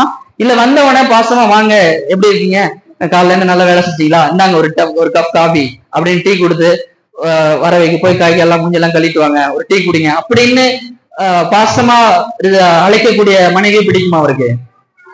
ரொம்ப பாசமா இருக்கிறவங்களை தான் மனைவி கணவனுக்கு பிடிக்கும். அப்படி இருக்கிறோமா? யோசிக்க வேண்டியதான் இல்லையா? அல்லேலூயா. அப்படியெல்லாம் நம்ம இருக்கிறது இல்ல. ஆனால் நம்ம இந்த உலகத்தில் இருக்கக்கூடிய கணவனோடு நம்முடைய மனைவியோடு அப்படி இராவிட்டாலும் நம் தேவனாகிய கர்த்தரோடு அவரோடு நம்முடைய உறவு எப்படிப்பட்டதா இருக்கணும் அப்படின்னா, ஒரு புதுசா கல்யாணமாக இல்ல கல்யாணம் முடிக்க ஒரு நிச்சயதார்த்தம் பண்ணப்பட்ட ஒரு கணவனுக்கும் மனைவிக்கும் ஒரு மணவாளனுக்கும் மணவாட்டிக்கும் இடையே இருக்கக்கூடிய உறவு எப்படி இருக்குமோ, ஒரு எதிர்பார்ப்பு எப்படி இருக்குமோ, ஒரு பாசம் ஒரு பந்தம் எப்படி இருக்குமோ, அதே போல நம்முடைய அன்பானது நேசம், அதுதான் வேதம் சொல்லுகிறது, உடைய முழு இருதயத்தோடும். ஒரு கல்யாணம் பண்றது நிச்சயதார்த்தம் பண்ணப்பட்ட பொண்ணு அவருடைய மனசு எல்லாமே எங்கதான் நோக்கி இருக்கும், எப்படா அவன் கூப்பிடுவான், இல்ல எப்பதான் அந்த பொண்ணு கால் பண்ணும் அப்படிங்கிற ஒரு எண்ணத்தோட எதிர்பார்ப்போட இருப்பாங்க. அதே போலதான் உன்னுடைய முழு இருதயத்தோடும் உன்னுடைய முழு ஆத்மாவோடும் உன்னுடைய முழு பலத்தோடும் நீ ஜெபிக்கும் போது கூட ஆராதிக்கும் போது கூட இப்படி இதெல்லாம் கை தட்டக்கூடாது. எப்படி கை தட்டணும்? முழு பலத்தோடு. அல்லேலூயா. உங்களுடைய முழு பலத்தோடு. நம்முடைய உள்ள உட்கார்ந்து யோசிச்சுட்டு இருக்க கூடாது, இன்னைக்கு மத்தியானம் போய் என்ன சமைக்கலாம், மத்தியானம் சிக்கன் சாப்பிடலாமா மட்டன் சாப்பிடலாமா அப்படின்னு யோசிக்க கூடாது. நம்முடைய முழு இருதயமும் தேவனை நோக்கி இருக்க வேண்டும். அல்லேலூயா. அப்ப நம்முடைய முழு இருதயம் முழு ஆத்மா அந்த ஆத்மா கழிவுந்து கொண்டே இருக்க வேண்டும். என்ற தேவன் என்னுடைய மனவாட்டி நான் எப்ப ஜெபிக்கலாம், எப்ப தேவனுடைய சமூகத்தில் நான் உட்காருவேன், எப்ப என் தேவனை காணுவேன், எப்ப அவருடைய சத்தத்தை நான் கேட்பேன் அப்படின்னு உங்களுடைய இருதயம் அவரை நோக்கி எதிர்பார்த்து கொண்டே இருக்க வேண்டும். அல்லேலூயா. அதைத்தான் கேட்கிறாரு. உங்கள்கிட்ட வேற எதுவும் கேட்கல. முழு இருதயத்தோடும் முழு ஆத்மாவோடும் உடைய முழு பலத்தோடும் என் தேவனாகிய என் கர்த்தரிடத்துல அன்பு கூர்வாயாக. அல்லேலூயா. உங்களுடைய அன்பு உங்களுடைய முழு இருதயம் கர்த்தரை நோக்கி இருக்க வேண்டும். முதல் அன்பு. இரண்டாவது வசனம் 31வது வசனம் வாசிங்க.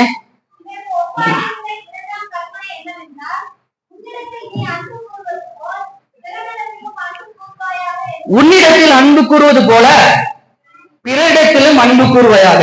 இப்ப நம்ம எதை பத்தி பேசிட்டு இருக்கோம்? அன்பை குறித்து பேசிட்டு இருக்கோம், அப்படித்தானே? அல்லேலூயா. அன்பு. இப்ப அன்பு இராவிட்டால் உங்கள்கிட்ட எதுவுமே கிடையாது, நீங்க வேஸ்ட் அப்படின்னு சொல்லி வேதம் சொல்லுது. அப்ப முதல் அன்பு நாம் தேவனிடத்தில் காமிக்கணும். கேட்டா அவர் நம்ம நேசிக்கிறார்.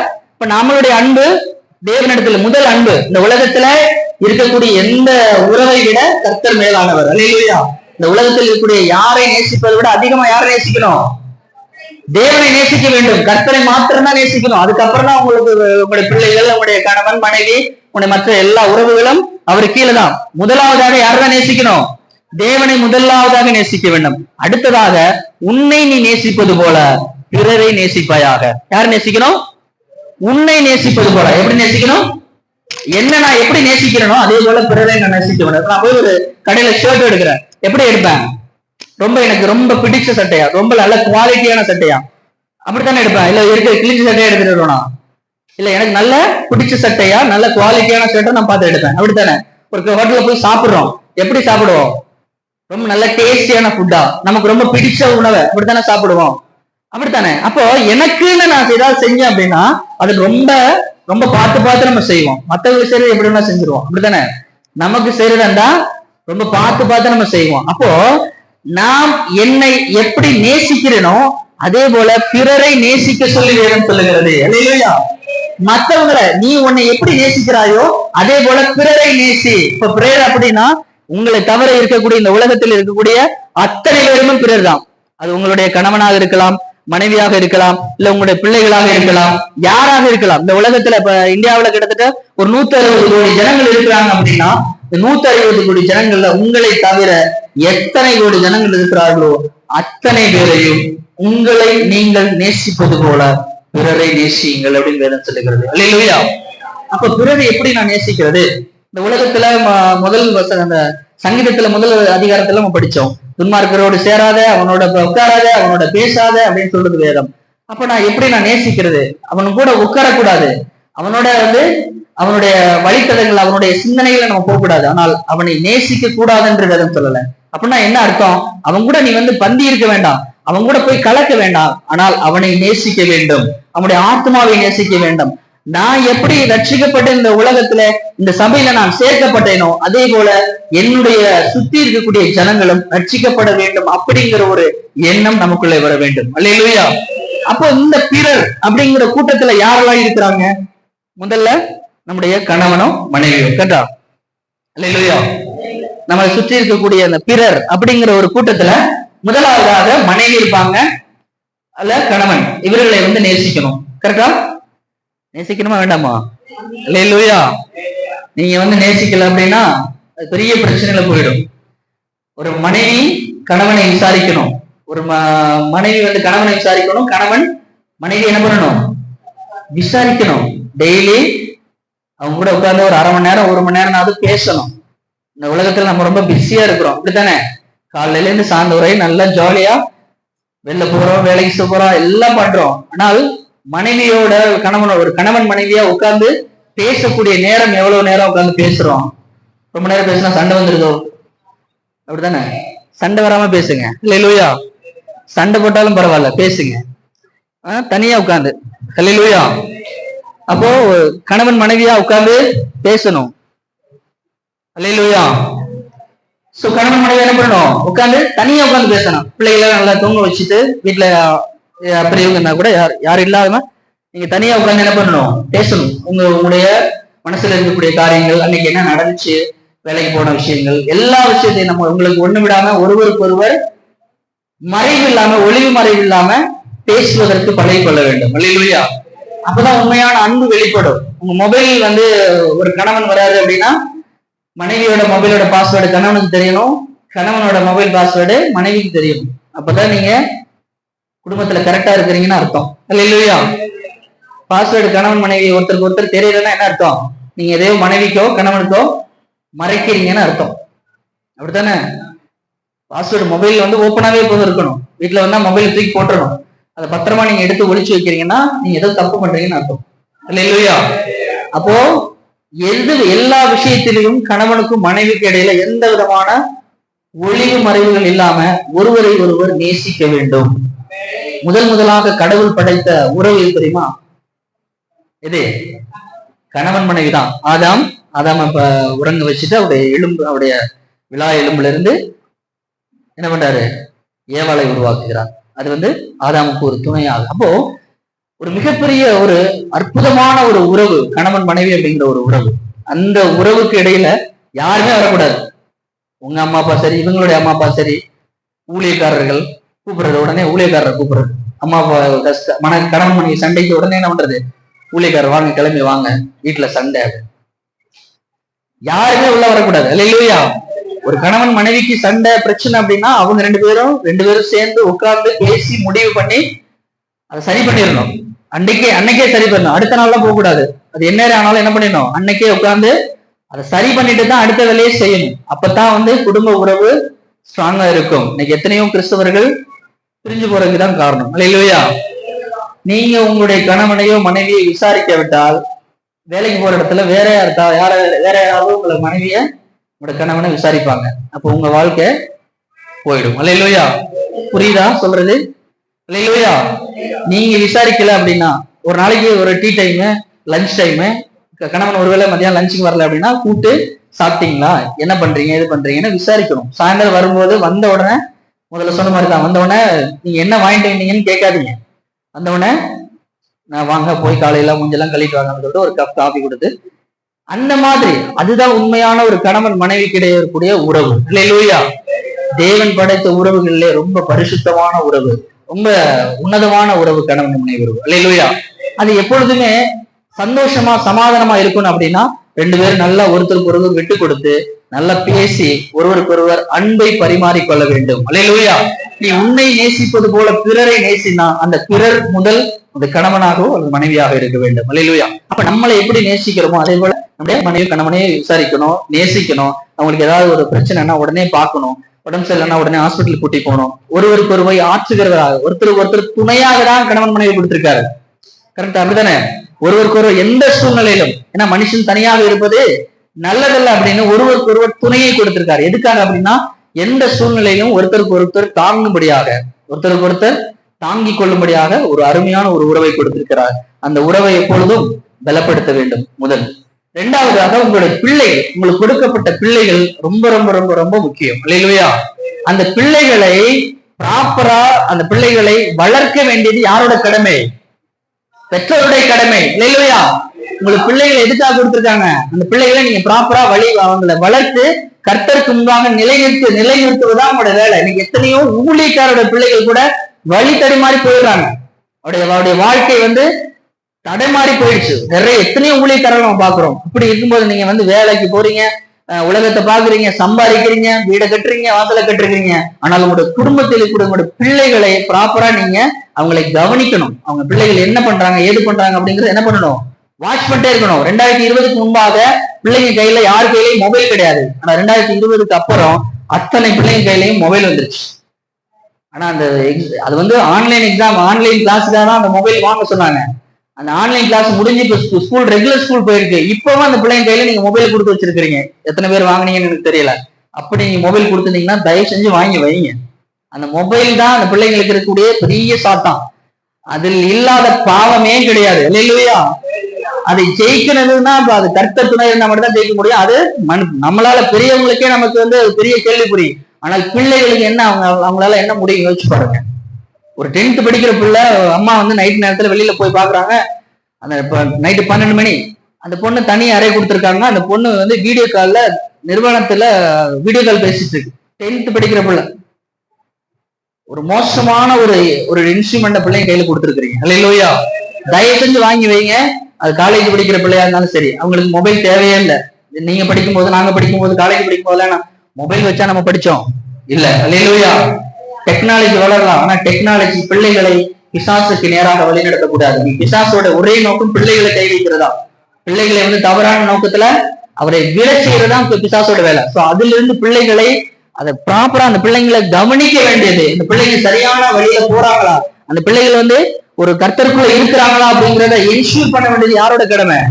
பெற்றோரோட கடமை. காலையில எந்திரிச்ச உடனே நீ டீ குடிச்சியா, குளிச்சியா, பிரஷ் பண்ணியான்னு கேட்காதீங்க. காலையில எந்திரிச்ச உடனே வேதம் வாசியான்னு கேளுங்க. இல்லையா?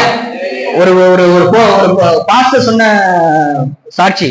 அவங்க அம்மா காலையில எந்திரிச்சோன்னா வேதம் வாச்சாதான் அவங்களுக்கு டீயே கொடுப்பாங்களாம்.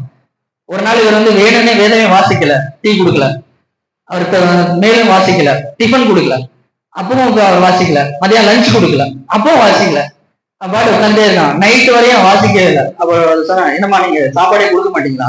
நீ பைபிள் வாசிக்கலாம், கண்டிப்பா உனக்கு 8 நாள் ஆனாலும் உனக்கு சாப்பாடே போட மாட்டேன். அப்போ அந்த இடத்துல பாசம் ஜெயிக்கவில்லை, கர்த்தர் ஜெயித்தார். இல்லையா?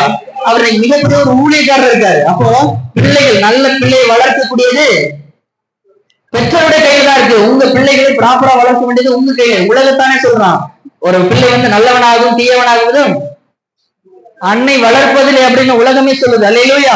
அப்போ ஒரு பிள்ளையை ப்ராப்பரா வளர்க்கணும். அதை கர்த்தருக்குள்ள, கிறிஸ்துவுக்குள்ள வளர்க்க வேண்டியது உங்களுடைய கடமை. அப்போ கர்த்தருடைய வார்த்தைகளை, வசனங்களை அந்த பிள்ளைகளுக்குள்ளே போட போட போட போட அந்த பிள்ளைகளுக்குள்ள இந்த வார்த்தையானது பெரிய ஒரு மிகப்பெரிய விருட்சமாக வளரும். அல்லேலூயா. அது அந்த பிள்ளைகளை வளர்த்து ஒரு மிகப்பெரிய ஒரு இடத்துக்கு கொண்டு போய் சேர்க்கும். வேற எங்க நீங்க வேற இன்னும் கொடுக்க வேண்டாம். நீங்க நல்லா படிக்க வைங்க, நல்லா நிறைய சொத்து சேர்த்து வைங்கன்னு சொல்லல. அந்த பிள்ளையை ப்ராப்பரா கர்த்தருக்குள்ள வளருங்க. டெய்லி எந்திரிச்சு வசனம் வாசிக்க சொல்லுங்க. நீங்க முதல்ல வாசிச்சாதான் அந்த பிள்ளைங்க வாசிக்கும். கரெக்டா? நம்மளே சீரியல் பார்த்துட்டு இருந்தோம்னா பிள்ளைங்க மொபைல் எடுத்து ஷார்ட்ஸ் பார்த்துட்டு இருக்கோம். கரெக்டா? நம்ம சீரியல் பார்த்தா பிள்ளைங்க ஷார்ட்ஸ் பார்த்துட்டு இருக்கோம். அப்ப நாம உட்காருங்க. முதல்ல காலைல எந்திரிச்சா நம்ம அம்மா அப்பா காலைல எந்திரிச்சோன்னு என்ன பண்றாங்கன்னு உங்க பிள்ளைங்க பார்ப்பாங்க. அப்ப நீங்க காலைல எந்திரிக்கும் போதே கையில பைபிளோட எந்திரிச்சாதான் உங்க பிள்ளைகளும் பைபிளோட எந்திரிக்கும். இல்லையா? அப்ப நீங்க அவர்களுக்கு ஒரு ரோல் மாடல். அவங்களுக்கு முன்பாக நீங்க எப்படி வாழ்ந்து காமிக்கிறீங்களோ, நீங்க சொல்றதை விட நீங்க செய்யறதான் பிள்ளைகள் அதிகமாக கவனமா பார்த்துட்டே இருப்பாங்க. அதை தான் ஃபாலோ பண்ணுவாங்க. ஒரு சில பேர் சொல்லுவாங்க, உங்க குழந்தை பாரு உங்க அம்மா மாதிரியே செய்யுது அப்படின்னு சொல்லுவாங்க. அம்மா மாதிரியே பேசுது. ஏன் அப்படின்னா அவங்க அம்மா என்ன செய்தோ அதெல்லாம் பார்த்துட்டே இருக்கு அந்த குழந்தை. அவங்க அப்பா என்ன பண்றாரோ அந்த குழந்தை பார்த்துட்டே இருக்கு. அப்போ அந்த பிள்ளை என்ன செய்ய வேண்டும் என்பதை நீங்க தான் டிசைட் பண்ணணும். இல்லையா? அப்ப அந்த பிள்ளையை ப்ராப்பரா வளர்க்க வேண்டியது, கர்த்தருக்குள்ளே வளர்க்க வேண்டியது, கர்த்தருடைய வசனத்தை அந்த பிள்ளைகளுக்கு நீர் ஊட்டி ஊட்டி வளர்க்க வேண்டியது உங்களுடைய கடமையாக இருக்கிறது. இல்லையா? தேவனுடைய பிள்ளைகள், உங்களுடைய பிள்ளைகள் ஒளிவ மர கன்றுகளைப் போல உங்களுடைய பந்தியை சுற்றி இருப்பார்கள் என்று வேற சொல்லுகிறது. அப்போ அப்படிப்பட்ட அந்த அபிஷேகத்துல அந்த பிள்ளைகளை வளர்க்க வேண்டும். ஆவிக்குரிய வாழ்க்கையில் அந்த பிள்ளைகளை வளர்க்கும் பொழுது நீங்க அந்த பிள்ளைகளுக்கு பாதுகாப்பு தர வேண்டாம், கர்த்தர் பாதுகாப்பாக இருப்பார். இல்லையா? அப்போ நீங்க சொத்து சொத்தை கொடுக்க வேண்டாம், படிப்பை கொடுக்க வேண்டாம். என் தேவனுடைய வார்த்தைகள் வசனம். உங்க பிள்ளை படிக்கலாம் கூட, படிக்கலையா விட்டுருங்க, போட்டு திணிக்காதீங்க. இன்னைக்கு 10th படிக்கிற பிள்ளைங்க, +2 படிக்கிற பிள்ளைங்க எல்லாம் காலையில 5 மணில இருந்து டியூஷன் போய் நைட்டு 10 மணில இருந்து டியூஷன் போயிட்டு இருக்காங்க. பகல் பூரா ஸ்கூலு, காலைல டியூஷன், நைட்டு டியூஷன் போட்டு அந்த பிள்ளைங்களை டார்ச்சர் பண்ணி மென்டலி ப்ரெஷர் ஆகி எத்தனை பிள்ளைங்க சூசைட் பண்ணிக்கிறாங்க. அந்த அளவுக்குள்ள அவங்க பிள்ளைங்களை போட்டு ப்ரெஷர் கொடுக்காதீங்க. படிப்பு படிப்பு படிப்புன்னு. படிப்பு முக்கியமா, வேலை முக்கியமா? சண்டைக்குள்ள நிறைய பேர் சண்டைக்கு ஆராதனைக்கு நடத்தாம கூட ஆராதனைக்கு வராம பிள்ளைகளை ஸ்கூலுக்கு அனுப்புறவங்க எல்லாம் இருக்கிறாங்க. அப்படியெல்லாம் படிப்பு ஒருபோதும் உங்க பிள்ளைகளுக்கு ஒரு விக்கிரமாக, ஒரு தடையாக மாறக்கூடாது. பிள்ளைகளுக்கு முதல்ல தேவன், முதல்ல காலை எழுந்த உடனே தேவனை தேடுங்க. சண்டே ஆராதனை முடிச்சுட்டு வேற எங்கனாலும் போக சொல்லுங்க. அப்போ கர்த்தரை முதல்ல தேட வேண்டியது அந்த பிள்ளைகளுக்கு கற்றுக் கொடுங்கள். ஆட்டோமேட்டிக்கா அந்த பிள்ளைகளை கர்த்தர் பார்த்துக் கொள்ளுவார். இல்லையா? எத்தனையோ பேர் இன்னைக்கு படிக்காதவங்க எல்லாம் பெரிய மேதைகளாக எத்தனையோ வழியில கர்த்தர் பயன்படுத்தி கொண்டிருக்கிறாரா இல்லையா? இல்லையா? நம்ம எத்தனையோ பேர் இன்னைக்கு பெரிய பெரிய பெரிய வேலைகள் இருக்கவங்க, தொழில இருக்கிறவங்க எல்லாமே படிச்சு முடிச்சுட்டா வந்தாங்க. அப்படி இல்லை. படிப்பு என்பது அவங்களுக்கு இருக்கக்கூடிய ஒரு தகுதி, அவ்வளவுதான். அந்த படிப்பை மாத்திரமே மனுஷனை மேல உயர்த்த முடியாது. ஆனால் கர்த்தர் நினைத்தால் படிக்காதவனையும் உயர்த்துவதற்கு தேவன் போதுமானவர் இருக்கார். இல்லையா? அப்ப உங்க பிள்ளைகளை ப்ராப்பரா வழி நடத்துவதற்கு தேவன் அவருடைய பாதத்துல அந்த பிள்ளைகளை உட்கார வேண்டியது நம்முடைய கடமை. இல்லையா? வாலிப பிள்ளைகள்லாம் கொஞ்சம் கை தூக்குங்க. வாலிப பிள்ளைகள் 1 2 3 மேரேஜ் ஆகாத பிள்ளைங்க. ஓகே, ஸ்தோத்திரம். லவ் பண்றது சரியா தப்பா? சிரிக்காதீங்க. லவ் பண்றது சரியா தப்பா? டக்குன்னு சொல்லுங்க sir. Yes or no? No. Love பண்றது சரியா தப்பா? நோ. நீங்க யாராவது எஸ்ன்னு சொல்றீங்களா? இல்ல. இல்லையா? ஒரு சிறு குழந்தைக்கு குட் டச் பேட் டச் சொல்லி கொடுக்குறோமா? இல்லையா? ஒரு குழந்தைக்கு குட் டச் பேட் டச் சொல்லி கொடுக்குறோமா இல்லையா? சொல்லி கொடுக்குறீங்களா இல்லையா? ஒரு பெண் குழந்தைகளுக்கு எல்லாம் சொல்லி தர்றோம், அப்படிதானே? அதே போலதான் வாலிப பிள்ளைகளுக்கு இந்த அறிவு ரொம்ப ரொம்ப முக்கியம். உங்க பிள்ளைகள், வாலிப பிள்ளைகள் வளர்ந்து வர்றாங்க அப்படின்னா ஒரு பேசிக்கான விஷயம். இன்னைக்கு எத்தனை நான் சொன்ன முதல்ல, ஊழியக்காரோட பிள்ளை ஒரு பொண்ணு ஒரு விக்கிரக ஆராதனை செய்யக்கூடிய பையனை லவ் பண்ணி கல்யாணம் பண்ணி அவங்க அப்பா எத்தனையோ சொல்றாரு, வேணாமா வேணாமான்னு. நான் எப்படியாவது அவனை கர்த்தருக்குள்ள கொண்டு வந்துருவேன் அப்படின்னு சொல்லிட்டு அந்த பொண்ணு வைராக்கியமா அவங்க அப்பா விட்டுட்டு போய் அந்த பையனை கல்யாணம் பண்ணிடுச்சு. அதை பாத்தீங்கன்னா அவங்க டோட்டல் ஃபேமிலி விக்கிரக ஆராதனைக்காரவங்க. இது கல்யாணம் பண்றவரே அந்த பையன் நான் எல்லாத்துக்கும் சரி சரின்னு தலையசைச்சவன். கல்யாணம் பண்ணி போனதுக்கு அப்புறம் அவன் என்ன சொல்றான்னா, அந்த பொண்ணு நீ கேட்டா கேள்வி இல்லைன்னா அவங்க வீட்டுக்கு போயிடு அப்படின்ட்டான். அப்போ சர்ச்சுக்கு போக கூடாது, பைபிள் வாசிக்க கூடாது, எதுவுமே செய்யக்கூடாது. நீ என்ன இங்க இருந்தா இங்க என்ன பண்றாங்களோ அப்போ அவங்க வீட்டுல இருக்கக்கூடிய பூஜை அறைகள் அதெல்லாம் கூட்டி சுத்தம் பண்ணிக்கிட்டு தேவனை தேட முடியல அந்த பொண்ணால. அல்லேலூயா.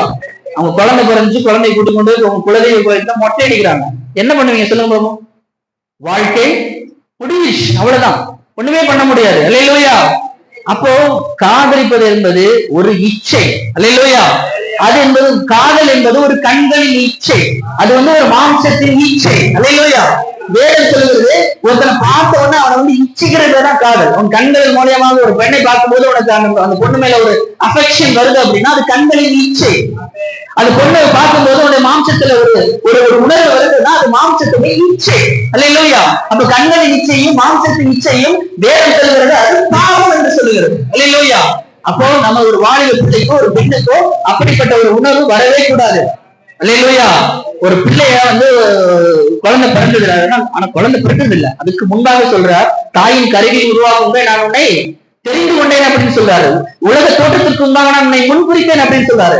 அப்போ தாயின் கருவில் உருவாகும் உன்னை தெரிந்து கொண்டவருக்கு, உலக தோற்றத்திற்கு முன்பாக உன்னை முன்குறித்தவருக்கு உனக்கு சரியான துணை எது, தவறான துணை எதுன்னு தெரியுமா தெரியாதா? தெரியும். இல்லையா? உங்களுக்கு ஏற்ற துணையை ஏற்ற காலத்திலே தருவதற்கு கர்த்தர் போதுமானவராக இருக்கிறார். அல்லேலூயா.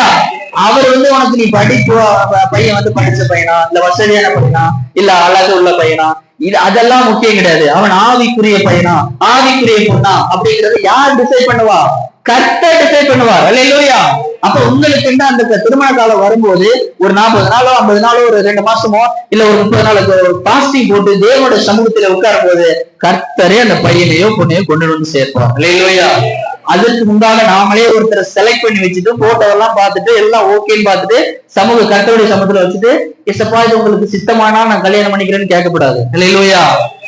நீங்க பாக்குறதுக்கு முன்னாடியே தேவ சமூகத்துல உட்கார்ந்து ஜெபிக்க ஆரம்பிச்சீங்கன்னா உங்களுக்கு தேவையான துணையை மணவாட்டியை மணவாளனை கர்த்தர் கொண்டு வந்து சேர்ப்பார். மனசுல வச்சுக்கங்க வாலிப பிள்ளைகள், எழுதி வச்சுக்கங்க. கண்டிப்பா நீங்களே டிசைட் பண்ணவே கூடாது. போய் இந்த பொருத்தம் பார்த்துட்டு வர்றது, போய் ஜாதகம் பார்த்துட்டு வர்றது, இல்ல போய் அவங்க வீட்டெல்லாம் எல்லாம் பார்த்து பேசி முடிச்சுட்டு கர்த்தருக்கு இல்ல இல்ல இல்ல. உங்களுக்கு பிள்ளைக்கு கல்யாணம் பண்ணி வைக்கிறேன்னு நீங்க முடிவு பண்ணிட்டீங்களா, அவங்க பிள்ளைய பாஸ்டிங் போட சொல்லுங்க. நீங்க பாஸ்டிங் போடுங்க, அம்மா அப்பாவும் பிள்ளைங்களும் சேர்ந்து பாஸ்டிங் போடுங்க. என் பிள்ளைக்கு ஏற்ற துணையை கொடுங்கன்னு கர்த்தரிடத்துல கேளுங்க. அவர் கொடுக்கக்கூடிய துணை அது ஒருபோதும் சோரம் போகாது இல்லையா. ஈசாக்குக்கு அழகான ஒரு ரெபெக்கா கொண்டு வந்து சேர்க்கிறார். எங்க இருந்து? தூர தேசத்துல இருந்து, அவனுடைய பழைய தேசத்துல ஊர் பட்டணத்துல இருந்து கூட்டிட்டு வர்றாரு இல்லையா. அவன் குடும்பத்துல பிரச்சனைகள் வந்திருக்கலாம், போராட்டங்கள் வந்திருக்கலாம், ஆனால் கடைசி வரையும் அவர்கள் சேர்ந்து வாழ்ந்தார்கள் இல்லையா. தன்னுடைய அம்மா இறந்த பிறகும் அந்த ஒரு அம்மாவாக ஒரு மனைவியான அந்த இடத்துல ரெபெக்கால அவருடைய ஏற்ற துணையாக வாழ்ந்தார் இல்லையா. அப்படிப்பட்ட துணையை கர்த்தர் உங்களுக்கு தருவதற்கு கர்த்தர் போதுமானவரா இருக்கிறார். அப்போ அப்படிப்பட்ட ஒரு துணையை கர்த்தரிடத்துல கேளுங்க, கண்டிப்பா அவர் ஏற்ற துணை தருவார். இன்னும் போக போனா ஒவ்வொருத்தருக்கும் ஒரு திட்டம் இருக்கிறது, ஒவ்வொருத்தர் மேலையும் ஒரு திட்டம் இருக்கிறது. இது உங்களுடைய அது தேவனுடைய திட்டம், இந்த உலகத்துடைய திட்டமாக இருக்கலாம், ஒரு ஆவிக்குரிய திட்டமாக இருக்கலாம், இல்ல ஒரு ஊழிய பாதையாக கூட இருக்கலாம். உங்களுக்கு ஒரு ஊழியத்திற்காக கர்த்தர் அழைச்சிருக்கலாம். அப்போ அப்படிப்பட்ட ஒரு ஊழியத்துல அழைக்கும் போது கூட அந்த ஊழியத்திற்கு சரியான துணையை, உங்க ஊழியத்துக்கு சப்போர்ட் பண்ணக்கூடிய ஒரு துணையை கர்த்தர் கொடுப்பார் இல்லையா. உங்களுடைய ஆவிக்குரிய வாழ்க்கைக்கு சப்போர்ட் பண்ணக்கூடிய ஒரு துணையை கொடுப்பார்.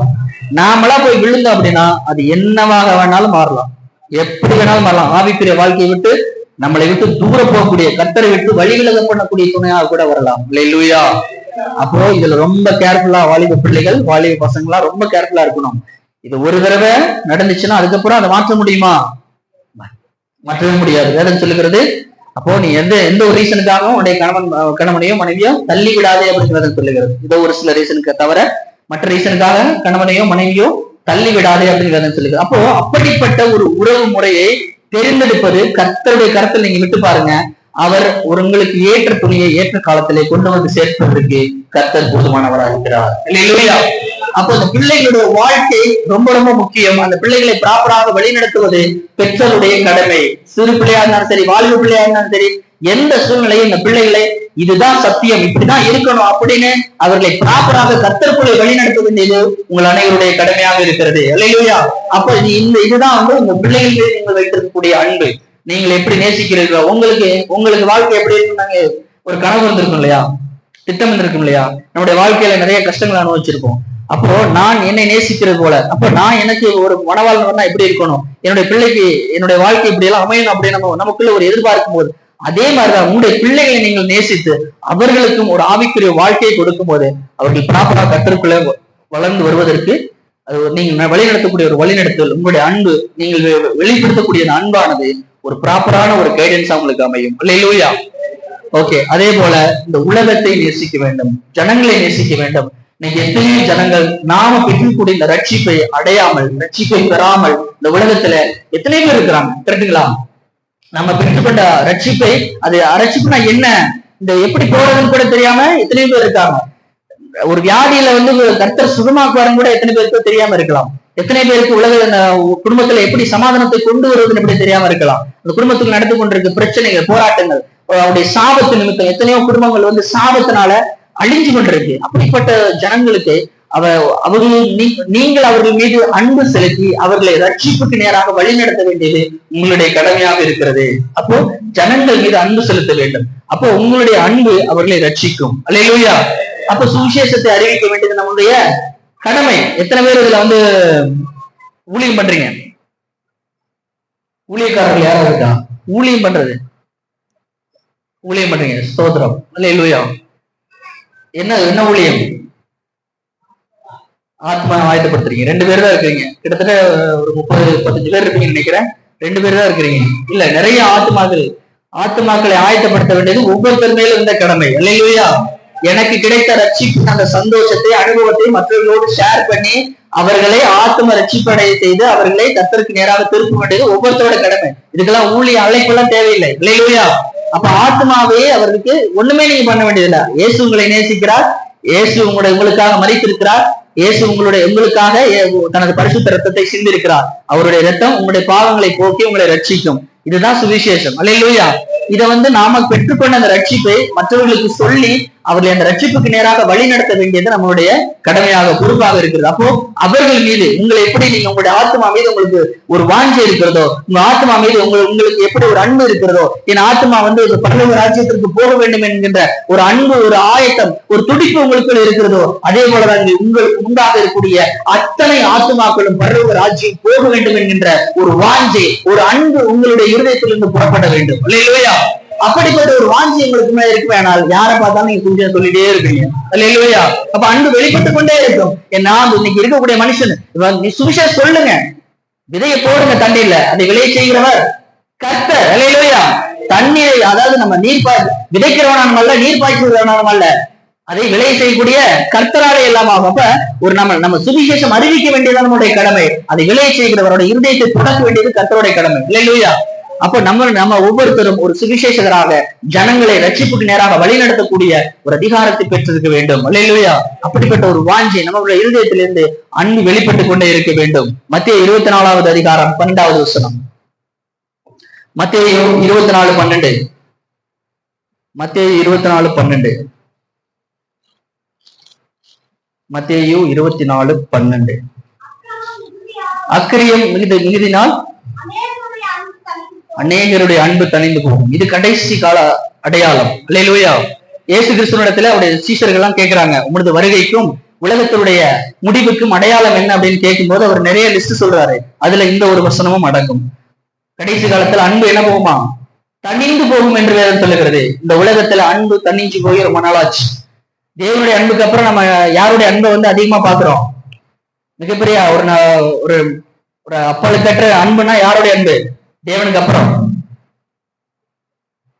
தாயோட அன்பு. கேட்டா தாயோட அன்பு தான் ஒரு எந்த விதமான அப்பழுக்கற்ற ஒரு அன்பு பிதாவோட தேவனுக்கு அப்புறம்.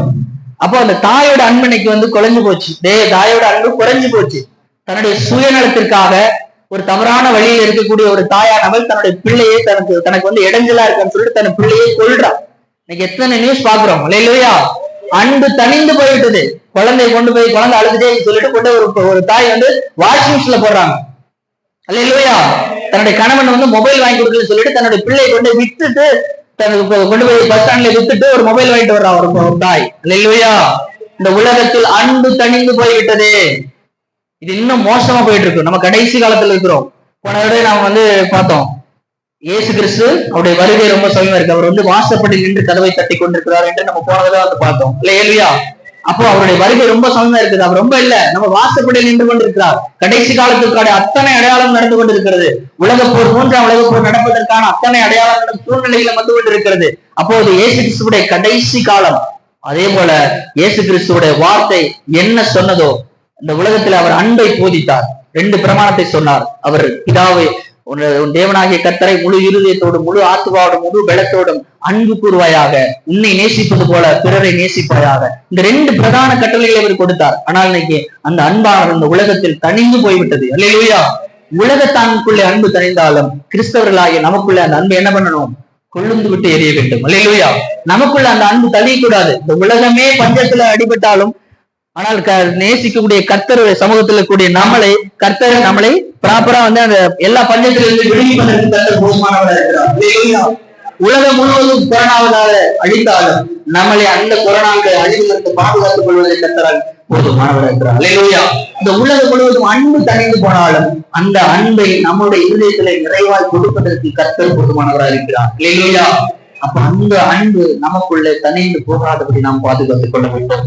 அல்லேலூயா. அந்த அன்பு முதல்ல தேவனை நேசிக்கிறவர்களாக, அடுத்து நம்முடைய வீட்டில் இருக்கக்கூடிய கணவன், மனைவி, பிள்ளைகள், நம்ம சுற்றி இருக்கக்கூடிய சொந்தக்காரங்க, நம்ம சுற்றி இருக்கக்கூடிய ஜனங்களை நேசிப்பவர்களாக. அவர் வேற எதுவுமே கேட்கலங்க. அன்பை தாங்க. அதுக்கு ஏதாவது செலவு பண்ணணுமா? மற்றும் மேல் அன்பு செலுத்துறதுக்கு ஏதாவது செலவு பண்ணணுமா? ஏதாவது 10,000 செலவு பண்ணுங்க, ஒரு 5,000 செலவு பண்ணுங்க, ஏதாவது தேவைப்படுதா? இல்ல. ஒரு அன்பு, கிறிஸ்து நம் மீது கொண்டிருக்கக்கூடிய இந்த அன்பை இந்த உலகத்திற்கு கொடுங்கள் என்று கர்த்தர் சொல்லுகிறார். அல்லேலூயா. நாம் அந்த அன்பை ஃப்ரீயா பெற்றுக்கொண்டோம். அப்படித்தானே? அப்படித்தானே? கர்த்தருடைய அன்பை இதை காசு கொடுத்து வாங்குறோமா? கர்த்தருடைய அன்பை நாம் ஃப்ரீயா வாங்கின ஒரு அவரு கொடுத்த ஃப்ரீயா கொடுத்த அந்த அன்பை மற்றவர்களுக்கு ஃப்ரீயா கொடுங்கன்னு தான் சொல்றோம். அல்லேலூயா. நீங்க பெற்றுக்கொண்ட அந்த அன்பு, நீங்க ருசிச்சிருக்கிறீங்க ஒரு அன்பு. இயேசு கிறிஸ்து உங்களுக்காக ரத்தம் செஞ்சிருக்கிறார். இயேசு கிறிஸ்து இந்த உலகத்துல உங்களுக்காக பரிசுத்த ரத்தத்தை செஞ்சிருக்கிறார்.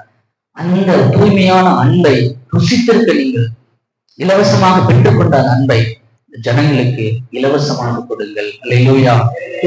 இதுக்கு எந்த தடையுமே இல்லை.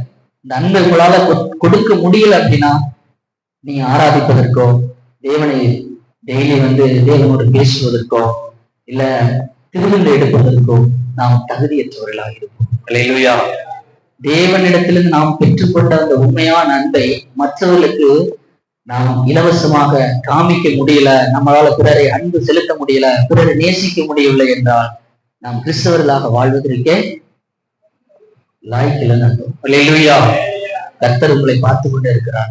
அவருடைய அன்பு பாசத்தை இந்த உலகத்துக்கு கொடுப்பவர்களாக தேவ சமூகத்துல எழுந்து நிற்கலாம். அல்லேலூயா. எழுந்து நிற்கலாம்.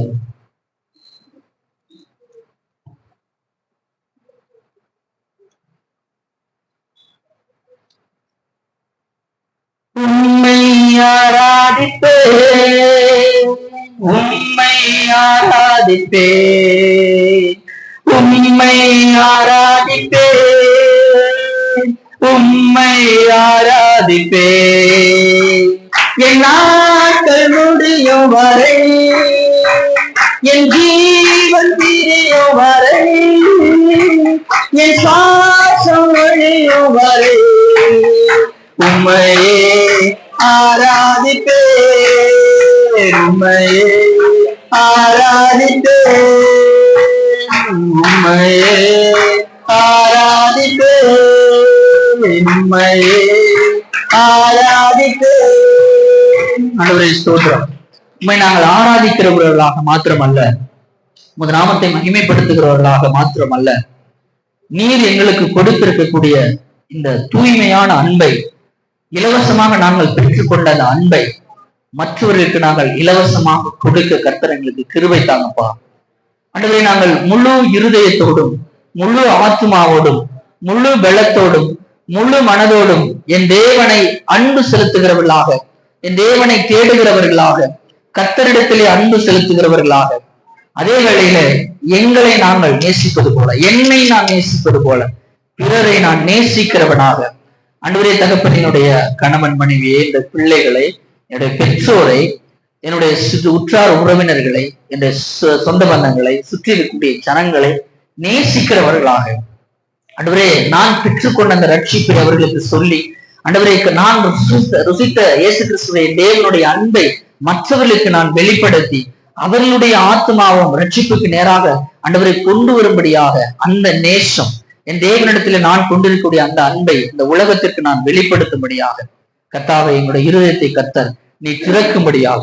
தகப்பனே, இன்னைக்கு யாரெல்லாம் நீங்க சொல்றீங்க இன்னைக்கு கர்த்தர் என்னோடு பேசினார் அப்படின்னு சொன்னவங்க மாத்திரம், கர்த்தர் கண்டிப்பா என்னோட பேசியிருக்கார், கர்த்தர் என்னை நேசிக்கிறார், அவரை நான் நேசிக்கிறேன், இந்த அன்பை மற்றவர்களுக்கும் நான் அந்த அன்பை வெளிப்படுத்துவேன், அநேக ஜனங்களை ரட்சிப்புக்கு நேராக நான் வழிநடத்துவேன், என் குடும்பத்துல அந்த அன்பை நான் செலுத்துவேன், என் பிள்ளைகள் மீது, என்னுடைய பெற்றோர்கள் மீது நான் அந்த அன்பை செலுத்துவேன் என்பவர்கள் சொல்ற மாத்திரம் உங்களுடைய கரங்களை உயர்த்தி ஒரு கரத்தை இருதயத்துல வைத்து, என் தேவனே தகப்பனே அப்படிப்பட்ட இருதயத்தை எங்களுக்கு கொடுங்கப்பா.